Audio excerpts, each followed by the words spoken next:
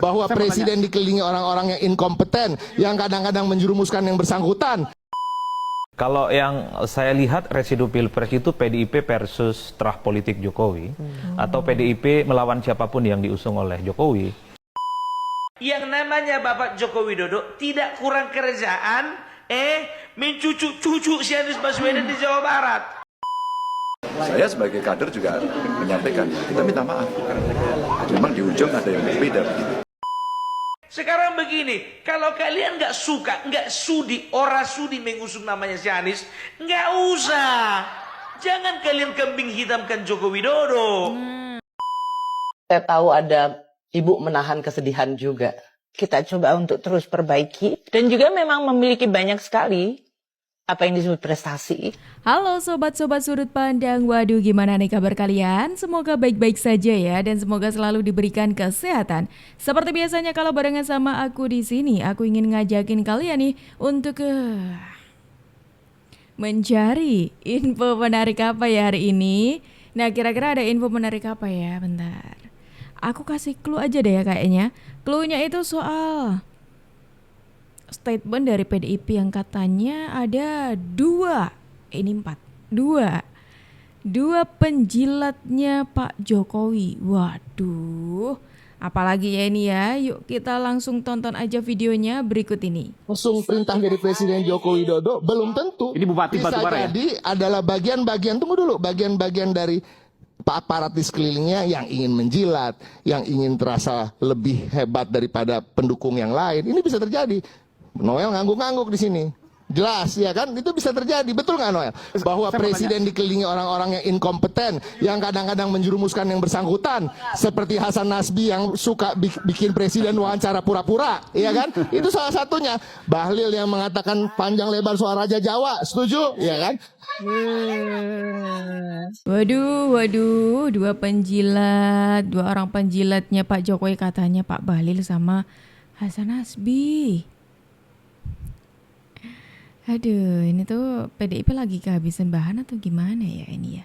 Gimana nih kalau pendapat kalian, apakah kalian sepakat dengan apa yang dikatakan Bung Ciko ini tadi? Soal dua penjilat yang katanya lagi gencer-gencernya untuk ada di belakangnya Pak Jokowi nih. Ini nggak salah nih Bung Ciko ngomong kayak gini. Saudara Ketua DPP PDIP Ganjar Pranowo menyampaikan permohonan maaf kepada publik karena partainya pernah mendukung Presiden Joko Widodo selama 2 periode. Meski demikian, Ganjar menyebut ada yang berbeda di ujung pemerintahan Presiden Jokowi. Ganjar pun mengaku banyak masyarakat yang merasa tidak puas dengan kondisi politik saat ini. Oleh karena itu, Ganjar mewakili partainya meminta maaf kepada masyarakat lantaran PDIP telah mendukung Jokowi selama 2 periode. Aduh. Ya tentu saja PDI Perjuangan mengusung pendukung ya pada pemerintahan Pak Jokowi 2 periode. Kalau kemudian publik ada yang merasa seperti hari ini, marah, tidak puas dan sebagainya, saya sebagai kader juga menyampaikan, kita minta maaf. Memang di ujung ada yang berbeda, jadi kita tanggung jawab. Pak Ganjar minta maaf karena sudah memilih Pak Jokowi, karena PDIP sudah memilih Pak Jokowi selama 2 periode. Ngomong-ngomong, waktu Pak Ganjar kemarin 2 periode di Jawa Tengah itu, apakah Pak Ganjar tidak ada niatan untuk minta maaf juga nih? PDIP tidak ada niatan minta maaf juga nih? Kayaknya banyak kontroversinya soalnya gitu loh. Banyak yang menyayangkan gitu keputusannya Pak Ganjar waktu memimpin Jawa Tengah. Nah loh, gimana ayo? Apakah emang PDIP lagi nggak ada bahan nih? Makanya disangkutin ke Pak Jokowi terus nih biar ada gitu, biar jadi partai misterius gitu ya kan? Terkesannya seperti itu. Apakah seperti itu Pak? Ono Surono, Ketua DPD Partai PD Perjuangan Provinsi Jawa Barat, mengatakan bahwasannya pembatalan calon gubernur Anies Baswedan ada campur tangan dari Joko Widodo. Kau kayak si Masinton kau. Dikit-dikit istana. Dikit-dikit ada campur tangan istana. Iya, benar banget. Udah kayak juga siapa kok si Adi Nabi Tupulu. Dikit-dikit apa namanya kepentingan dinasti. Dikit-dikit kepentingan dinasti. Aku bilang sama kau ya, yang namanya Bapak Joko Widodo tidak kurang kerjaan, mencucuk-cucuk si Anies Baswedan di Jawa Barat. Kalau mau jadi, kalau enggak. Campur tangan. Sekarang begini, yang ngeluarkan surat rekomendasi Joko Widodo atau tanda tangan Ibu Ketum? Kutanya dulu sama kau. Sementara sekarang Ibu Ketum dengan Joko Widodo lagi nggak bisa ketemu, lagi pisah ranjang.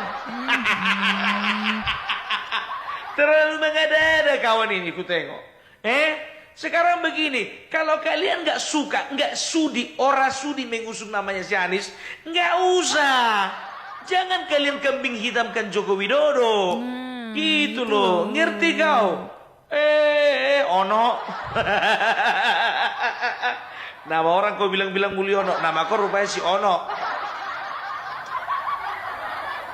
Sekarang begini, ku bilang sama kau ya, kalau memang si Anies itu udah nggak laku di Jakarta, jangan paksakan di Jawa Barat. Maksudmu apa? Kau mau bawa malapetaka di Jawa Barat? Udah tahu ditumbangi dia itu di Jakarta, kau bikin pula di Jawa Barat. Itu artinya apa? Kau ingin memindahkan malapetaka, bencana alam, dan juga angin puting beliung dari Jakarta ke Jawa Barat.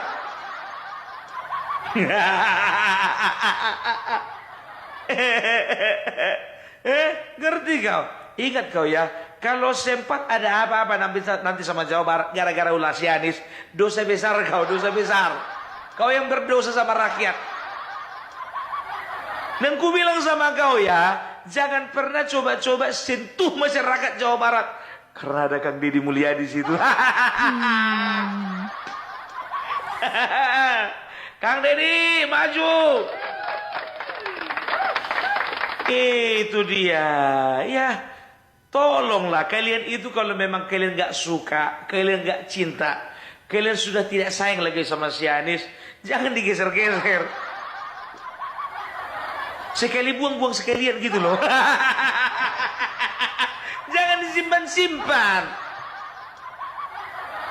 Kalian kasih harapan palsu dari beliau. Aduh. Itu juga itu. Siapa namanya itu? Sekjen. Siapa sekjen? Hasto. Begitu ditanya wartawan. Pak, coba Pak tanggapannya dulu Pak. Kenapa Bapak Anies Baswedan tidak jadi di Jawa Barat, kan begitu, ya kan? Apa jawabannya? Tahu enggak kalian ya? Bagi kami PDI Perjuangan dan juga Anies pada saat ini di situasi demokrasi yang sedang kritis ini, kami berdua itu sama-sama korban. Bentar, aku potong bentar ya. Memang akhir-akhir ini tuh seru banget nih ya drama permainannya PDIP gitu. Mungkin niatnya kemarin tuh mengecoh atau ulangi. Mungkin rasa sakit hati yang masih belum sembuh kali ya. Banyak sekali dari kader-kadernya PDIP, politisi PDIP itu menyerang Pak Jokowi ya. Contohnya tadi Bung Jiko tadi menyebutkan ada 2 penjilatnya Pak Jokowi. Menyebut Bung Hasan Nasbi sama Pak Bahlil. Habis itu tiba-tiba Pak Ganjar ini minta maaf sama masyarakat Indonesia karena PDIP sudah memilih Pak Jokowi selama 2 periode ya kan. Terus yang baru-baru ini karena ini mau pilkada ya kan, yang sebelumnya PDIP itu mau mengusung Pak Anies, nggak jadi. Akhirnya diserang sama Rakabah. Aduh, ini tuh entahlah ini PDIP tuh mau arahnya kemana gitu. Kami mempunyai kesamaan. Kami itu sama-sama korban. Kalau misalnya kesamaan histori, kesamaan visi misi masih mending, sama-sama status korban. Dan saya berharap dan sampai sekarang juga kami masih membangun komunikasi dengan Bapak Anies, karena bagi kami Bapak Anies itu adalah sesuatu yang menjanjikan di masa depan.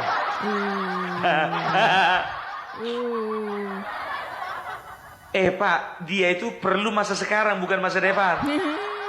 Dia itu perlu kerja saat ini. Dia nggak perlu kerja nanti, sekarang dulu kerja.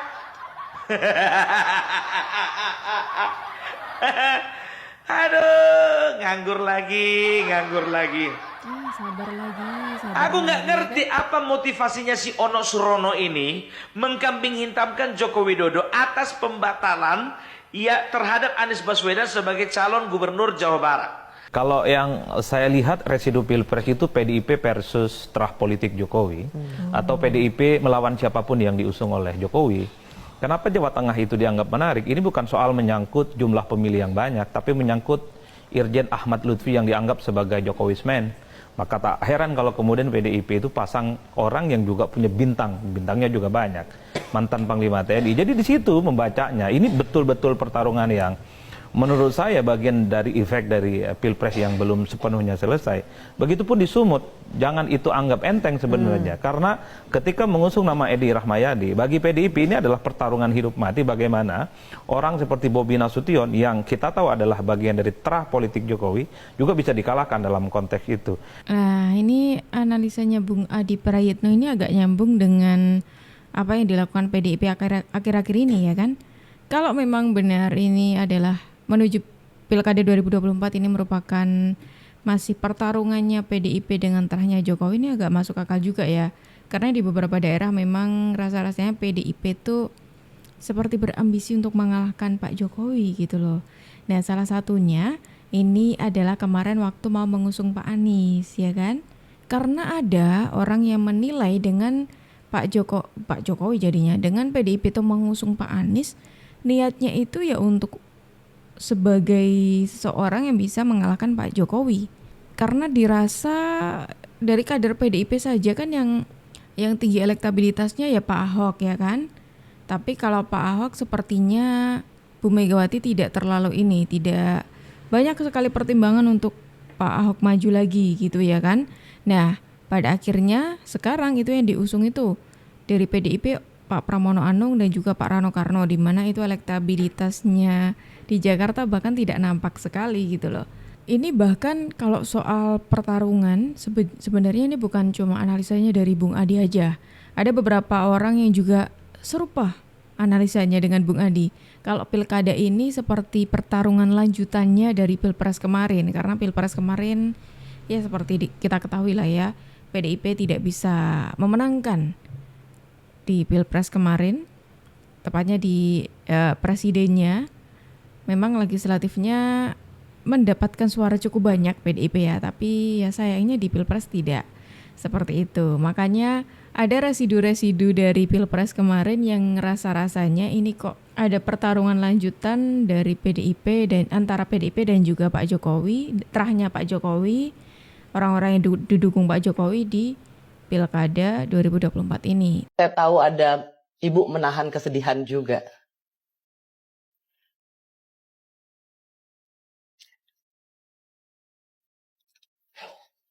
Sebetulnya kalau kita lihat suasana sekarang ini ya, terus